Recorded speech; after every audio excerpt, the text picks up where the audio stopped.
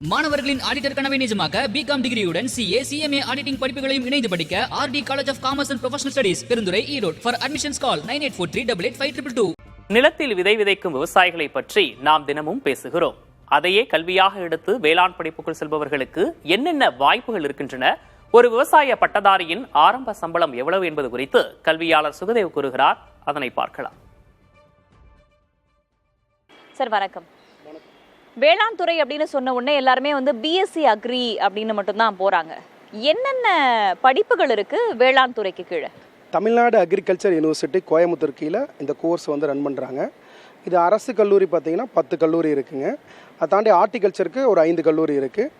Private காலேஜஸில் 26 agriculture college, 2 horticulture colleges இருக்குது.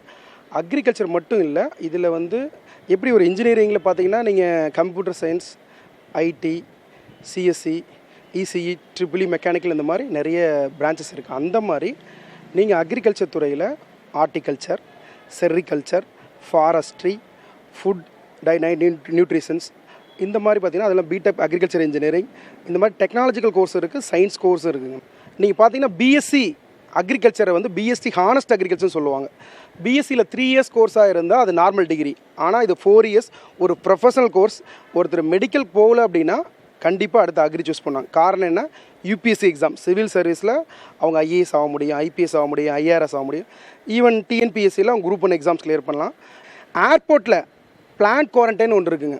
அதாவது ஒரு வெளிநாட்டில் இருந்து எந்த ஒரு தாவரமாகட்டும் ஒரு செடியாகட்டும் அந்த செக்கிங் இல்லாமல் வர முடியாதுங்க உள்ள. அது பிளான்ட் குவாரண்டைன் ஆஃபீஸர்ஸ் அப்படிம்பாங்க.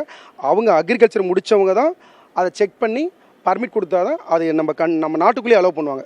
ஸோ அந்த மாதிரி வாய்ப்புகள் இருக்குங்க. அதை தாண்டி வெளிநாட்டிலாம் பார்த்தீங்க அப்படின்னா லேண்ட்ஸ்கேப்பிங், இப்போ சிங்கப்பூர் போன்ற நாடுகளில் பார்த்தீங்க அப்படின்னா லேண்ட்ஸ்கேப்பிங்க்கு ஏகப்பட்ட வாண்டட் இருக்கும். ப்ரைவேட்டில் நான் சொல்கிறேன், நான் ப்ரைவேட் பேங்க் டைரக்ட் ரெக்ரூட்மெண்ட்டில் மினிமம் 40, இன்றைக்கி மதிப்பில் 40,000 சேலரியில் போகிறாங்க. ஆனால் சேல்ஸில் போகும்போது ஒரு 25 to 30 தான் மினிமம் நான் சொல்கிறேன் நான். ஆனால் அதில் 1 year இருந்தாங்க அப்படின்னா ஃபர்டிலைசர் கம்பெனி, உர தயாரிக்கிற கம்பெனியில் ஏகப்பட்ட வாண்டட் நிறைய கம்பெனிஸ் கேட்குறாங்க.